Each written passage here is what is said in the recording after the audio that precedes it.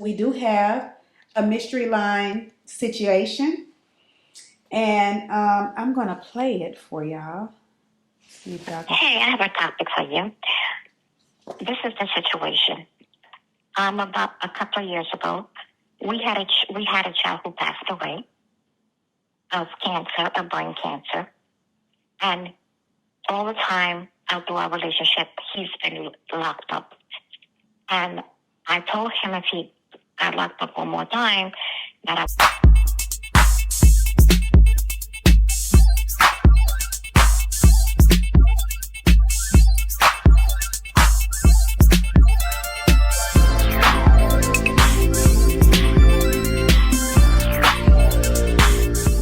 Hey, you guys, welcome back to the Mystery Line. This is episode number 7. I am your host, DJ Kareen, and today I have with me, I will go ahead and do the honors of introducing him because we don't want to have to go through no long, drawn-out introduction. I have with me Grumps, Ernie, whatever you guys know him as, and he is here to behave. I do have a CV that you can actually read my bio off so that people know who I am. I know you lying. I have a CV. It will never happen here. My bio. It will never so that happen. people know who I am. They it's know. because you're too familiar with me. That's why. They know who you are. That's why. They know exactly who you are. How's everybody doing tonight? Welcome to the show. Look how pretty J. Kareen is tonight. I'm so proud of this face tonight.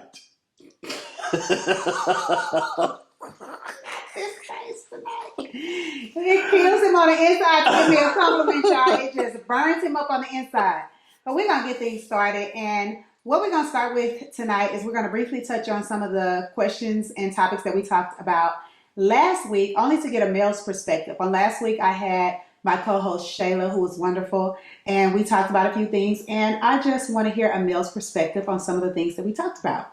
So we're going to start by asking Grumps, why do you allow people in your life who has done things to step on your toes, done things to erode your self-esteem, why in a relationship or friendship, why do we give them multiple chances? I think it's connection. I think it's camaraderie. I think it's being familiar with this person. There's another word that I'm thinking of too, but I think that's why we, and then we would want the same thing.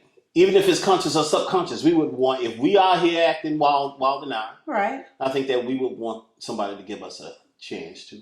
Now, grace is one thing. You can extend grace, but I think extending and grace after grace after grace after grace, I think it doesn't really teach that person that, I do have boundaries. I have set these, this platform in front of me so that it can't be broken down. Like I don't think everybody deserves an infinite amount of grace. Well, I mean, I would agree. I would agree. I would agree. Yeah, everybody. And sometimes it's difficult. Like I guess I'm thinking about it. If I was the one, if I was the one that that just continued to fuck up, Well, it's one thing and disrespect our friendship, disrespect our, our relationship, or whatever the case may be, and you're telling me. You're telling me because I can't read your mind. I don't know what I'm doing. Right. So you have to tell me, hey, you messing up. Sometimes we know. But, just on the surface, if I'm doing something wrong, let me know. Right. And I keep doing it. You have to separate yourself. That's right. And I have to be okay with that. That's right. Because if you continue, like I said on last episode, if you continue to do something that's offensive to someone, if I've already told you this is what you're doing to step on my toes, I don't like it. I'm verbalizing that and you continue to do it. It's at that point, you don't deserve any more grace. Not everybody is deserving of infinite grace. Lord, now this is with intimate relationships too, right? Intimate relationships too. I know, because you get to the point where I keep telling you, like, this is getting on my nerves. And then at some point, it's kind of like you don't want to be in a friendship or a relationship where you feel like the person is operating off a script. I want things to be like genuinely, very natural, to flow genuinely. I don't want to have to tell you, look, don't call me big fat ass. Like, don't call me. I mean, I tell you that. Don't call me that. No, But you tell me that you we're not you making push this. our boundaries all the time. We're not talking about you and I, because You push our boundaries all the time. No, you do. Now I don't like it. Sir, you called me a knock-kneed, slew-footed hussy.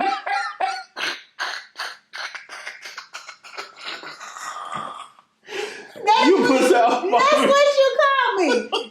And it was all the intended time. to be a compliment. He said you did a great job. You wide knock-kneed, slew-footed hussy. That is what he takes my power. So, but we just joked. We have that type of relationship. But again, in all seriousness, when you're telling somebody this is what is offensive to me, this is what you did to hurt my feelings, and they continue to do that, people are not intended to be recipients of infinite grace. Sure. You have to cut it off, because at some point it's going to begin to affect you mentally. It's going to begin to affect your peace. And it's just going to end in turmoil. You guys are going to end up falling out. And before it gets to a place where it becomes physical, it becomes, verbally a confrontation, you want to just end things. You go your way, I go mine, because obviously you don't know how to treat me. Mm-hmm. And I don't want to provide you a script for that. Yeah. Yeah. Absolutely. Whew. This is a hard conversation, babe. Y'all gotta just be patient with him, because he likes to jump straight into 20 feet. He don't get in the shallow water and kind of tread water and then go. I'm staying surface. I don't want to get into it, but I just know that sometimes, back to the question, sometimes you are in a situation, and speaking about using metaphors as water, you're flailing because I keep telling this motherfucker, don't do that. Mm-hmm. And you keep doing it. And you said something that's like, people shouldn't be the infinite givers of grace. Right. Right? If I keep forgiving you for the shit that you're doing to me, then it makes me a fool. You need to go over there and fix yourself. You need to fix yourself. Yeah, you need to go over there and fix yourself. It becomes a problem where we need to address the man in the mirror. Yeah. Mm-hmm. Yeah, I agree. Okay, so that's one of the topics from last week. And then we had another one. What are some non-negotiables for you in a relationship? I think we talked. Was it you and I that talked about this? I don't think so. I don't know, because some things that you just said. There's some shit that is happening in real time. There's some shit that's happening in real time now that it's literally pushing boundaries. Oh, I'm in the deep end. I'm in the deep end already. I gotta throw up my life. I don't know. I mean, it's very real. Oh. Are you gonna answer the question? Read it to me again, so I can get a. I want to get a PC answer for this. PG. PC. What's politically PC? Correct? Okay. What are some non-negotiables that you refuse to deal with in a relationship? Physical violence. Okay. And the way you talk to me. One of my love languages is words of affirmation. Of course it would be. I'm a poet. Like, words of affirmation. That's what I do. Uh-huh. So if you talking to me crazy, don't forget I'm a poet. But you talk to people crazy. Don't forget I'm a poet. So I know words. Okay. So if I speak them to you very nicely, like I complimented your face tonight, if I speak them to you very nicely, I want that reciprocated.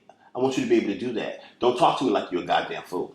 Okay, but what about when you call me a wide This is not footed? about you. This ain't about you. No, I'm saying I'm like in relationship. Right. I just don't do that. Don't talk to you in a condescending manner. Don't talk to me in a condescending manner. Don't belittle you. Don't belittle me. Don't talk to me crazy. Like, keep your tone. And watch your tone. Keep your tone. Like, seriously. And let me tell you why. I was in therapy for that. Mm-hmm. That was some real shit for me. Okay. You can tell the way that we kid around, right, and just how I talk in general. Right. I tend to have a tone, and sometimes I need to check myself. You do at the front door. Sometimes I need to check myself. Uh-huh. So if I'm on a constant checking of myself, and I'm saying, "Hey, don't do that," but everybody hasn't been through the same therapy that you. I don't give a fuck. You said there's a boundary. You said it's a non-negotiable. It's a non-negotiable. A non-negotiable. Don't talk to me crazy. Okay. That's just it. And there's just no coming back from that. And don't put your hands on me. No coming back from that. No. We're going our separate ways. Why do you want to be in a relationship with somebody who physically puts their hands on you? I told my story last time. That man knocked the Mario coins out of my head. I saw birds. I don't like. Did. First of all, I don't like to hear that. He did. But that is the craziest. So I don't think his intent was to hit me here. But I turned around, and when I looked at him, the lick landed here.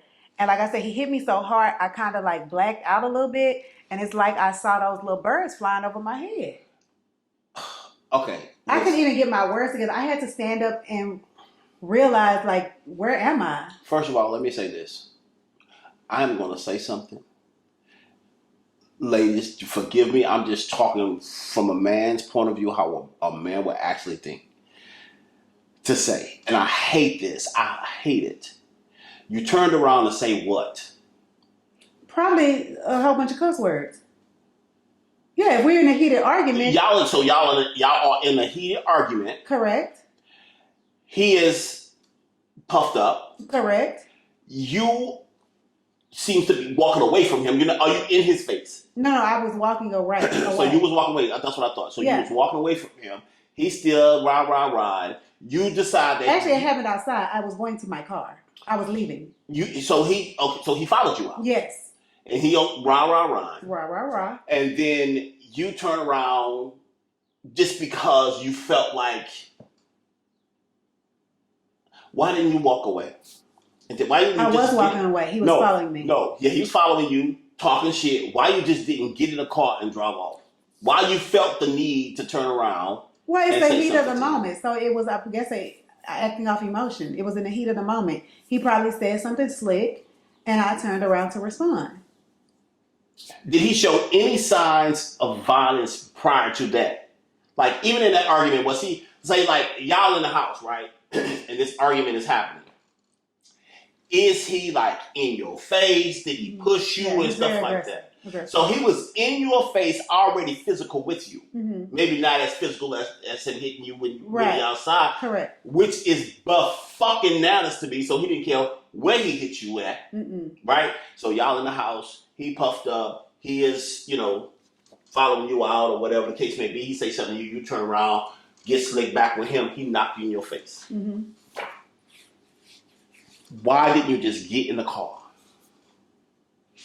Because everything was already happening in the house. So are you saying this was my fault? No, that's what I'm getting to. I'm not saying this was your fault. I'm asking you, why didn't you protect yourself?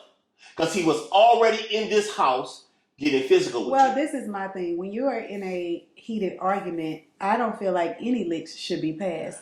So, of course, I turned around not knowing that I'm going to get hit. But J-Mo, he is putting his body in your space. He's already, even though he say, maybe he put you on your shoulder, maybe he shook you or whatever the case may be, he has already put his body in your space and his hands on you. So this is a good topic. You know what I'm saying? I'm just thinking. You're saying if you're in a relationship, man and woman, of course, no matter how small the man is, a man is always going to be stronger. True. If we're having a conversation, I should be intimidated because you puffed up, and I'm just trying to prove a point. I don't want you to be. I don't think that you should be intimidated by it. I think that you should be safe. So I should have had a weapon in my hand. No, I think you should have walked your ass to your car, got in it, and locked your door. Now, of course, a lot of things could have happened, right? You could have walked to your car, got in your car, locked the door, and he could have knocked the window in. Correct. I'm thinking about you putting yourself in a safer position because he was already, for whatever reason. Mm-hmm. You know what I'm saying? I don't know. I wish that women could be a little bit wiser. Especially, wiser when you are in a physical, verbal altercation with a man. Yeah, be wise. Be wise. Be wise. Because you want to it's kind of like, it was like, get home safe. You want to leave this nigga house and get home safe. You know what? And it's crazy that, and I'm not saying domestic violence just happened here with the millennials, because it's been going on forever and ever, amen. Okay? Because my grandmother, I remember her telling me a story, and that's another thing. I remember her telling me a story that my grandfather was coming home one day, and it's not my biological grandfather, it's someone that I call grandmother, and he was, I guess, had not come home the night before. Now, back in the day, the men had their mistresses. We call them side pieces now. However, back in the day, the mistresses knew their role. They played a role. A man could have an entire family on the other side of town, but you're going to go home to your wife. You're going to see them. You're going to take care of them when you can or whatever, but you're going to always go home to your wife. So she was saying a story of him not coming home, and I know some houses still have it, a screen door. She said she heard him come home and she was baking a pie in the oven. And she heard him open that door, but she had the screen door locked. So when he walked up to the screen door, he was, yelling at her to come unlock it. And she said no. And she told him, like, bring your face in closer. I don't know if he thought he was going to get a kiss or what. But he brought his face in and she smashed that pie straight in his face. With the screen door still locked. With the screen door still locked. Take your ass back over there. Take your ass back where you came from. Yeah, so I want to make this a little bit to my point.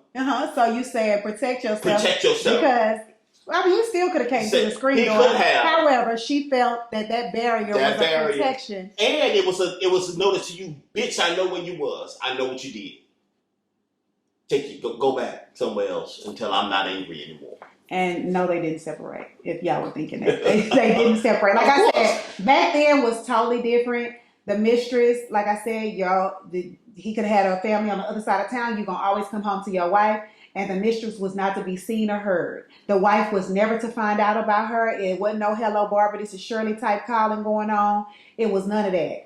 Today's time, if these side pieces, they want to be heard, seen, and known, even though they get into the situation knowing the role that they're going to play, knowing that individual is with someone. It's crazy. It's when they get all in their emotions, they want to, I guess, promote themselves without an actual promotion. You know what I mean? You know what's interesting though, when you talk about like side pieces, right? So like, why do you have a side piece? Various reasons. Various reasons. I'm thinking, okay, say a person needs affection, needs some type of physical or verbal affection that you, as the wife, that's just not who you is. Right. That's not who you are. You're not going, you don't have that, right? But he didn't marry you for that. He married you for something else. You do something else for him. But this is a need for him. Not something that he needs that. Right. He probably didn't know that when he married you because he was blinded by what you could give him, right? Right. Like that was more. But he realizes as he has grown, or it has now become aware because y'all are in a relationship that, hey, I need some affection. I need, some verbal love over here. Tell me you love me, touch me, grab me, hold me, kiss me on my cheek. That might be his love language. That may be his love language. Okay. So you can't do that as the wife, because that's not who you is. He don't even look for you to do that, right? Right. It doesn't make you uncomfortable. You got some shit going on with you, Right. So he goes out and get him somebody who can do that. Not just, and it's just that, I like the way she makes me feel. I like that she don't talk to me crazy. Right. She becomes a side piece because that's a emotional attachment there. Correct. Right? So now she feels like, I need to get in their business, right? Because I have a piece of him now. Not just his penis. Right. So do you think that physical, verbal admiration from a person that you maybe see it on the side, opposed to just going over and get you some sex? What's more important? Then, listen, what boundary? Is that a breaking point? I feel like that you're always going to go to that person that can give you that physical and verbal admiration and who could satisfy your love language. Most of the time, and again, I've never been married, so from the outside looking in, when I see different relationships, most of them are, I'm gonna take away the word most. Some of them are contractual. Some of them, when I say that, you get the person who has good credit. She can man a house. She can pay these bills. She's not just with me for my money because she makes her own. But in the bedroom, the performance is piss fucking poor. So, but I am satisfied because I'm always have a roof over my head. When we retire, we can go buy a beach house on the whatever on the beach, and we could take these trips. But when I go get, I don't know, Fatima, from around the way girl, she gonna turn up times 10 in the bedroom and give me that climax that I need. And then I'm gonna go back over here to my piece. So, and when I say piece, Peace, his wife. So I feel like because she's constant. She knows she's stirred. She's what I can't think of his name right now, but it's a song called "Heavy Love" that talks about like the constant woman that is always there. Like this love is steady. It's steady, even in the places where it's rocky. I know I can fall back on. Right. She's non-confrontational. Music she gonna wash them clothes. She gonna have a meal cooked. She gonna do all of that. Whereas that roundaway girl, can she know? Can she know? Absolutely not. I don't think any woman is okay with knowing that their mate is stepping out on them. I tend to disagree. I think that there are, and you have had to have been married. Let's say that. To say that? For me, I've been married to both genders, right? Okay. I think that when I was married to my ex-wife, even in our conversations now, I can't say what she would do, but I know she has grown leaps and bounds. Right? Okay. Fuck that nigga. So with my ex-husband, I would hope and that you know what? he would have grown too. Okay, let me back that a little bit. When I say not okay, I mean you're gonna have some type of feelings towards your mate stepping out. However, okay, we talked about get back. You, as long as you got something going on the side too. I could too. Yeah. Because it could be something that ain't right for the goose, ain't right for the gander. Listen, but not only that. What's right for the goose is right for the gander. Not only that, this nigga, he brings his check home. These kids are taken care of. These bills are paid. My car, whatever it is to make sure that my house, because a lot of men are like that. If my family is taken care of and I'm knocking this one off over here, okay, cool.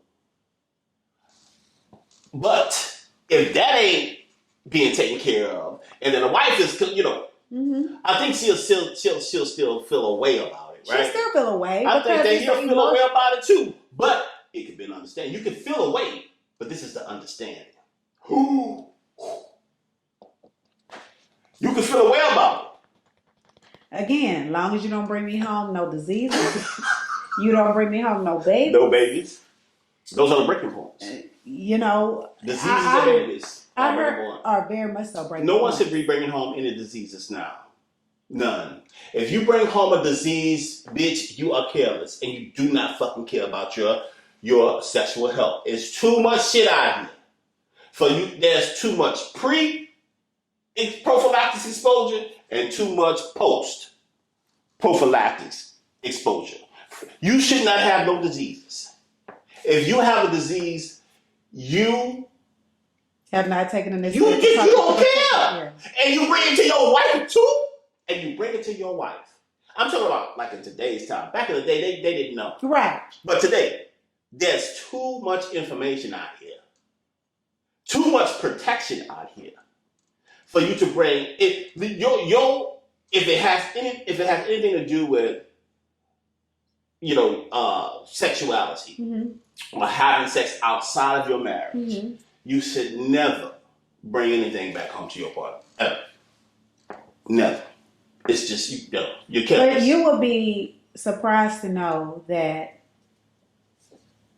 most men are not as health conscious as women.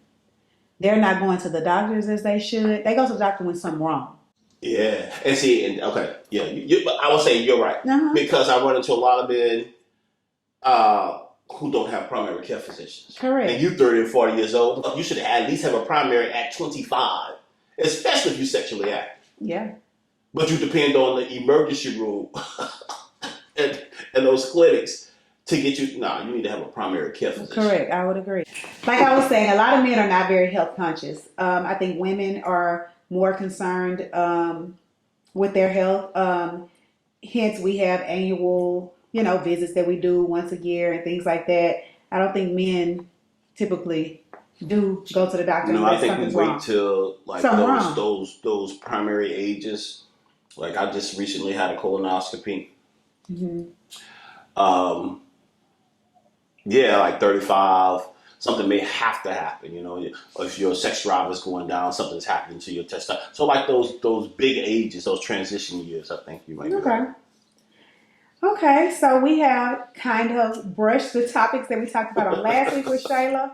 And we're going to move into, we do have a mystery line situation. And I'm going to play it for y'all. Hey, I have a topic for you. This is the situation.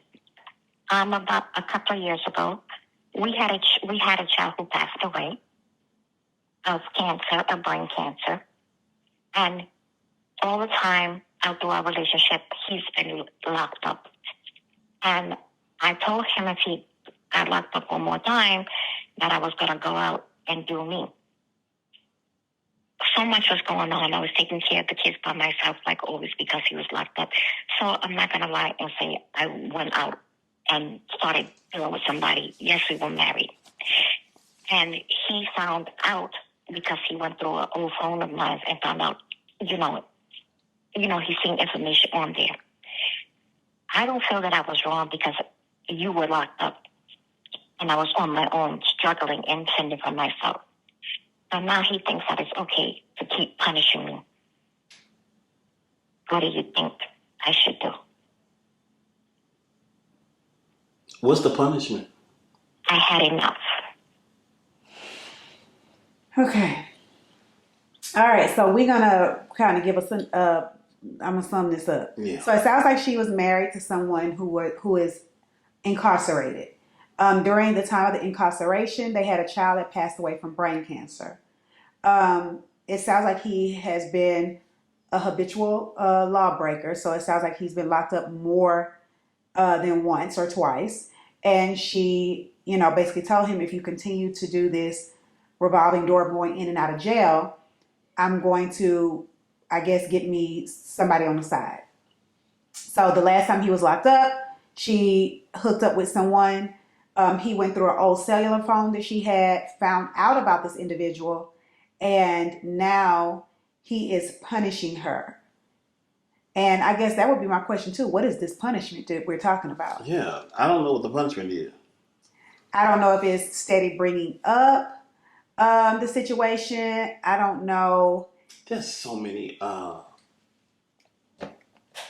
So many parts of this that I would like to really delve into. Let's dive into just the first part. Let's take it piece by piece because there's a lot going on in this situation. Yeah. First of all, if you were dealing with someone that continued to go in and out of jail, would you stand by your mate? No. First of all, I would not. That's I won't. No. Because you like to be in jail. Because like I said, some people are undeserving of infinite grace. Yeah. If you made a mistake the first time, then possibly, I could give you a second chance once you came out. But when you continue to do something repetitive that you know is wrong and you know the consequences of what you're doing, then it's like, nigga, please, like, why do you want some grace from me? No. But I also would like to know, what is the appeal? What is the appeal? Right? So she had a son. She said she said she had a son who had passed away. Now I'm trying to figure out, are there more kids here?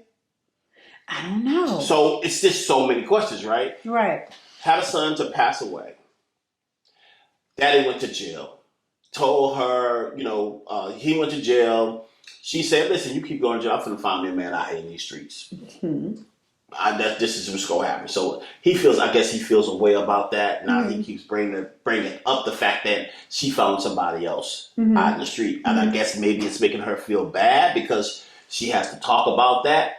Well, no, when she say punishing, either he's stepping out on her now saying you're a direct cause of this, or he continues to bring it up. Punishment means he's doing something that she don't like because she said I had enough. So, see, I don't know. I guess, of course, you hear it from one perspective. So but I'm hearing it like the punishment is that he keeps bringing it up. A man not gonna. I mean, he gonna bring it up, but he gonna act on it too. Because that's gonna be his justification of why he's acting on it. Yeah, and I think that's the punishment. Look here, okay. No. Count your losses. Is it like you said? What is the appeal? Why are you holding on? Would be my question. And it could be the appeal. Let me just say this because I don't want to seem judgmental. The appeal could be anything, right? He could have been her high school love. It could be anything. I'm saying, what is the appeal? This nigga keep going to jail. So all that other fluffy shit has gone out the window. Out the window. If this nigga got a 12, I don't care. If he was very good looking, muscular, what? Did I go on a deep end? Yeah. Sorry. If he had every physical attribute that you desire, he keeps finding himself in jail. How can you even be supportive of someone who keeps going to jail? And support means that I'm going to sit out here, wait for you to get out. This is what I went again. I've been to therapy. I've sat on the couch a few times. And what my therapist suggested to me in one of our sessions was get a tablet, get a piece of paper. Write down the good and the bad. If your cons outweigh the pros, walk away. You have to make a decision. You have to make a decision to what's best for you. Yeah. You have to make a decision for what's best for if there are any other children, because that wasn't specified in the voicemail. You have to make a decision for your happiness, because it sounds like at the end of this, when you said I had enough, I felt that. She did. She was very adamant about her not taking this shit no more. Like, yes, I've had enough. Like, I've had enough of this. I think you know what to do. I think that I have had enough of this is wrapped around the fact that you keep landing your ass in jail. That I have had enough of this is the fact that you literally holding something against me when you wasn't there to even be able to console me. Right? So I'm thinking possibly, because it can't be the fact, because it has to be other kids there. Mm-hmm. It has to be. Because one of the babies is gone. Mm-hmm. You ain't tied to him no more. Mm-hmm. He keeps finding himself in trouble. You can only do so much. You can only do so much. And don't hold yourself, please don't hold yourself hostage for some decisions that other people have made for their lives. What is again, I can just go back to, what is the appeal in that? I like that. What you say again? Say it to them. Please don't hold yourself. I like that. Yeah, don't hold yourself hostage for something that another person has done in their life. That's right. Don't do that. That's right. Don't do that. It's not even worth it. And it's easy. First of all, it's easy for me to say it for several reasons because I'm older. Thirdly, firstly, the second is I have been through it. So you know it. Like it's not worth it. Sometimes we have to go through it. But go through it does not mean a lifetime of hell. Okay? Go through it does not mean that you can't see the light at the end of the tunnel because there is a light, but you sometimes have to create that light, put your spectacles on and look through the magnifying glass or whatever and see it. You have to, when enough is enough, enough is enough. You know. Like I said, at the end of that message, I felt it through the phone. I've had enough. And I think you know what needs to be done. Yeah, she needs to And walk I think away. you know that there are people out there who can love you correctly. She said, "I've had enough." That's Well, what I she mean, said. the only way that you'll know if you've had enough or not is in the decisions that you make. That's right. And sometimes I did mention on last episode that I was in a situation that I went through that situation past its expiration date, and I was partially to blame for it because Yeah. I kept going back. Well, see, but then too, I go back and say this: you don't know what timing really looks like. It should be quick because you already know about it, but you don't know what timing looks like, and depending on the situation, again, you don't want to get popped in your fucking nose, right? So I think understand what needs to be done. Mm-hmm. Make a plan. Mm-hmm. Execute. So my plan was at the end of I had enough, when I knew I had enough, I didn't care what I lost. I was willing to walk away from it all. And I did. I actually moved out of Houston to a different city because in my mind, it was out of sight, out of mind. I couldn't go back. So I created a whole new life for myself, which ended up working out in my favor. I was able to start a career. I was able to exit that abusive situation. And I just ended that cycle on my own. But I had to figure out what was the best option for me or the best plan for me to deal with getting away. Because staying here, I was listening to the I'm sorry's, I'll never do it again, and I was going back. And so I had to make a hard decision. Yeah. And sometimes hard decisions have to be made in order to do what is best for us and create a different situation that is better than the one that we're in. Yeah. Yeah. Understand what needs to be done. Yeah. Make a decision and execute. Do it safely. Do it safely. Do you That's offer? the biggest thing. Yeah. I do feel bad that you're going through that. The condolences to the loss of the baby. But again, if the baby is what held you, if there are no other children, even if there are other children, like you said, you don't have to go into deep. Okay, don't go into deep. Even if there aren't, if the baby was the only one, right? Then this should come a little bit easier to you. If the baby was the only thing, right? Because you already have a history with this man, you know what's up. Right. If there are other children involved, understand what needs to be done. Make a plan, and in that plan, listen, talk to your children about, hey, this is how we move forward, and then you need to execute. That means get yourself out of that situation because it's not beneficial to you. It is not beneficial to you. No. Especially at the end of your thing, you saying that you're tired of it.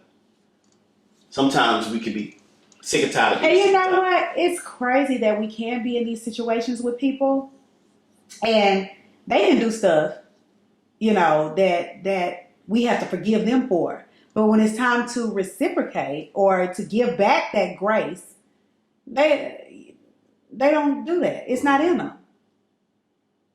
And it usually comes from men. Open your mouth, speak on it. Because you know what I'm saying? Like, a man could cheat all day long. A man could do whatever he wants to. He could have his side pieces. And a woman can be forgiving of that. But soon as he know you even gave a conversation to another nigga, all hell breaks loose. It is the end of the world. He's trying to hang himself from the ceiling fan, or all hell breaks loose. Why is that? I mean, it's, jealousy. But you doing the same exact thing that I'm doing. Fear. It's jealousy. It's fear. It's fear of what? That the penis may be better on this side? Absolutely. Now you in competition. But not even the penis being better on the other side. Just everything. Just the fact that another nigga is interested in you. That is actually letting you in their space. You holding conversations, and the conversations is specific. Fear is will fuck you up.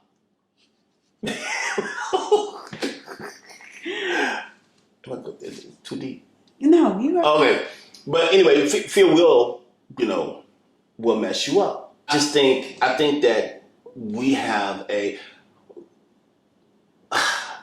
so there's so much. If you guys have been looking at social media like I have been looking at, my algorithm is men healing. So I see a lot of that on my algorithm. Okay. But, of course, the opposite of that is niggas still being trash. Okay. And I think that there's a lot of trash that we need to unpack as men. Because what's good for the goose ain't always good for the gander. Again, those are the opinions that we, have on that situation. And you would have to do what's best for you. We do want you to call and give us an update on whatever it is that you choose to do, though. Please call and give us an update so that we can know. And give us a call back just in case we may have gotten it wrong, because sometimes we have to kind of fill in these stories when you don't give us the information, like all that we could do. Yeah, like when it's coming through voicemail or text, we have additional questions that can't be answered at the time. So if you would please call us back, make sure we were on the correct road and we didn't veer off too far to the left or the right. Yeah. But we do want to update, and we, like he said, make a plan, do it safely, execute, and let us know. All right, so the last topic of tonight are traits of a hobosexual. I asked him, what is that? He didn't know what a hobosexual was. What is that? A hobosexual is, and a hobosexual can be male or female. It could be someone who does not have their own setup going on, their own roof over their head, their own vehicle, and they come into the relationship as codependent. So, it falls under the category of traits of an F-boy or F-girl, but these are important things to notice when you get into these situations with people, because you don't want nobody that's codependent. You don't want nobody coming off with no table or chickens, okay? When you link up with somebody, it's hopefully you're equally yoked, but it's to build with each other. It's not for you to come stand on my back and I done built the house and you just coming in to suck me dry. Like, that's not what it is. So hobosexual time frame is usually between fall and winter. It's usually between fall and winter when the hobosexuals are on the loose, okay? Because they want to secure their residence and everything in time for the winter. They also want to secure into your income tax. They want to secure... Now, this is true. I'm telling y'all, this is the truth. So you need to keep your eyes, your ears, and everything open so that you won't fall victim to one of these individuals. What do you think? The first thing I thought, though, and I don't know, I think it's because I'm trying to see things from a different lens, like a yin and yang of situations. The first thing I thought was people who don't mind a homosexual. What is it? A homosexual? Yeah. Who don't mind a homosexual. Like people who are open to dealing with a homosexual. Open to, hey, you know what? It's cold. I need somebody. When a physical body is there, it's cold. It's winter. Well, it's fall. It's winter. I would love to take somebody to the cookout. But that's a good way to look at things, because you have people who avoid homosexuals. Yeah. And like you said, you do have people who welcome them in and who want that warm body to lay next to and just can't stand the fact of being alone. They want a companion by any means necessary. I ain't one of them. I ain't one of them. I don't have to have a companion by any means necessary because I have the table, the chairs, and everything that go along with it. And YouTube to show me how to build a house if I have to. Yeah. I don't care. You would get with a homosexual? Fuck no. You don't care. I don't care if you're a homosexual. You just cannot, like, I really could go find somebody who would allow you to do that. But just don't. Oh, the flip side of that is, why don't you got your shit together? Some people just. And let's say this, because we are I'm of a certain age. Older. Way older. Right? So I'm also talking from that perspective too, right? As far back as 30. Okay. Why don't you have your shit together? It takes some people a little longer. But this is true. But are you working on your shit yourself, or are you really looking for an opportunity from someone who don't mind a homosexual? I would say, and let me just be truthful with it. I've dealt with a homosexual. I have. And I never do it again. Dealt with a homosexual? I have dealt with, I'm going to be flat out honest with y'all. I have dealt with a homosexual who came into my situation. I already had things going for myself and my children, and I allowed that to go on. Now, I think I evaded a homosexual. Did you? I think so. And every now and then, I get a text message. I will, and I remember, like, we had an incredible time. Did you? But, yeah, I avoided it. I did. Because it could have really been that thing. So was that individual trying to move in quickly? Would have, if I would allow it. Would have. Okay. So you saw the signs and you like, Yeah, but then too, we were both alpha male. Okay. And that wasn't going to work out. Yeah, y'all was going to bump heads. we were going to bump heads. And there was something about it saying, this ain't it. Yes, you may be handsome, you may be attractive, you check off some boxes. But you ain't moving up in here with me. Yeah, you're just not gonna do it because you can't keep a job. Well, okay, mine had a job, so I guess it went all the way homosexual, had a car, but did not have their own residence.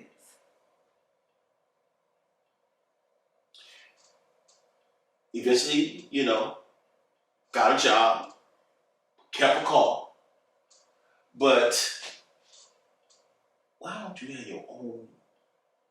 I'm telling you, sometimes it takes people a little longer to get themselves together.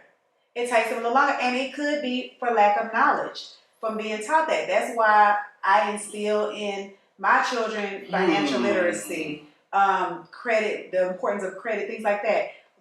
Some people are not taught that. Let me tell you something. After my divorce, a friend of mine, Kevin, came to my house, and he said, I think we were watching something or talking about something, and he said, "Damn, that could have been you." And it was a person that was like home because I lost everything. After your divorce? After my divorce, 4-bedroom home, building another home, sold that house, building another home in Third Ward. That fell through. I was, out of the hospital with blood clots. Had just had meniscus surgery, so I could not work. I was fucked up. And I never thought that I would not have a place to live. Ever! I don't know, like in my mind, I'm like, I already know I'm gonna have a place to live. And there was just something about that. I ain't had no house. We were living in an apartment with a whole bunch of shit in there because we were transitioning into a new home. But I never ever thought that I would lose my apartment. Well, that's a different situation. I don't have a house. I sold a house. I'm in an apartment. I am not. The only thing I have is these pound cakes. That's all I'm doing. What pound cake? I used to do pound cakes before I started. Oh, you're talking about actual cake. Well, I gotta check when I'm talking to you. That's what I gotta check. I gotta check and recheck because you will go there. The only thing I had edible pound cakes was my bunk pans and those pound cakes. And you was pushing pound and cakes I was all pushing, over the city. I was pushing them out. People were buying pound cakes from me, I believe, just to support me.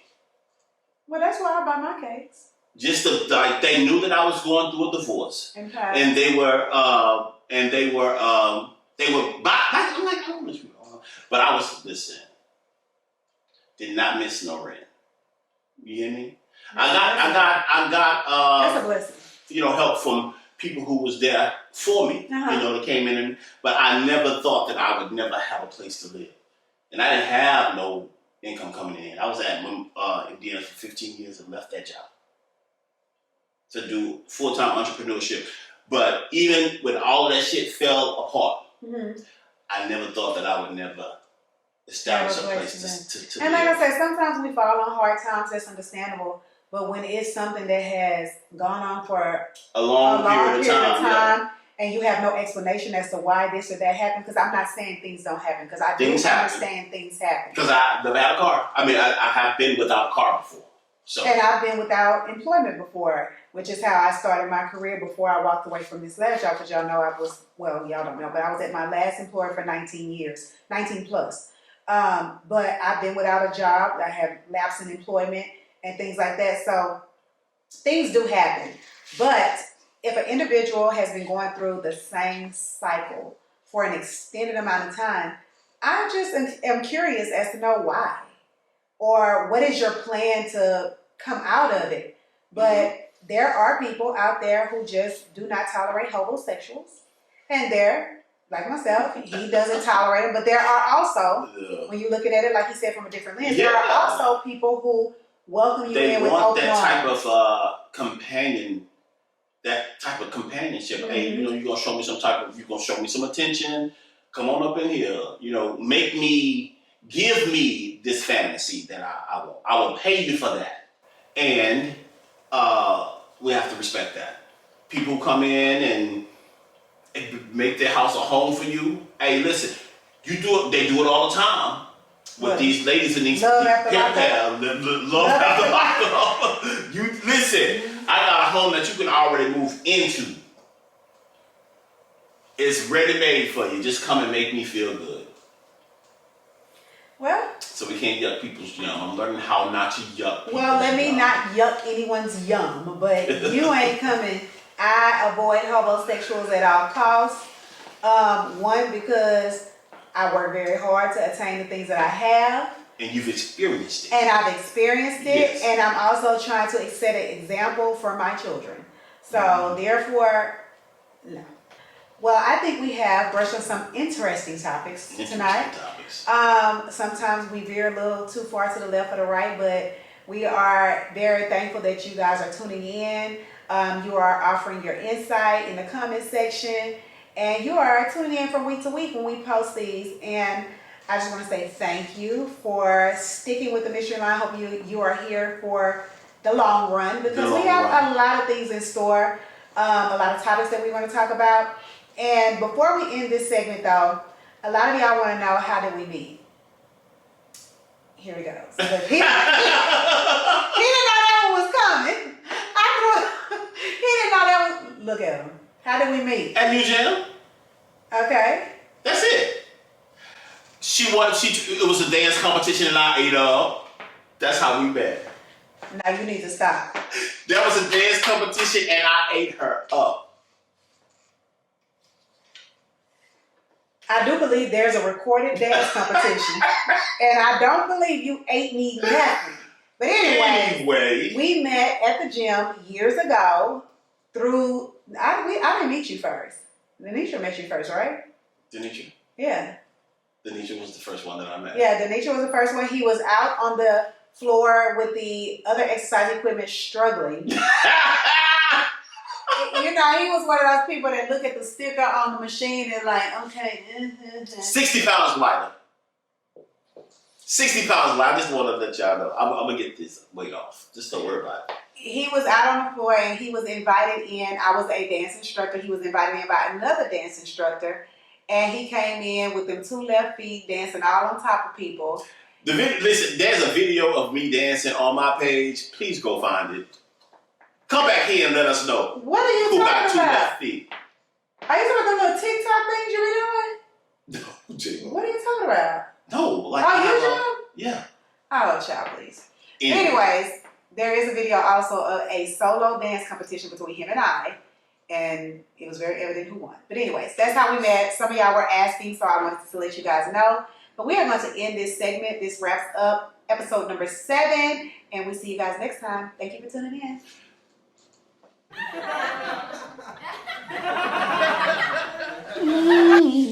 told you get so excited. Why? I don't know. Very impassioned. That what you call it? Yes. I thought it was ADH. Could be that. You sit your ass down and Okay. Put that down, big ass. Told you I had smoked. What? Like I was saying, a lot of men.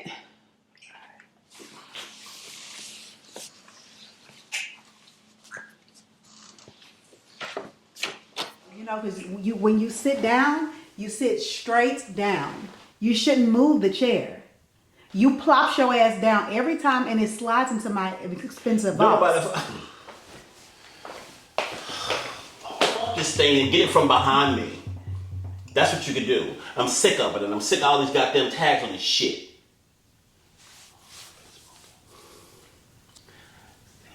I'm telling you, it's a thing. Madea, slide in. Who's calling it? Who's calling it?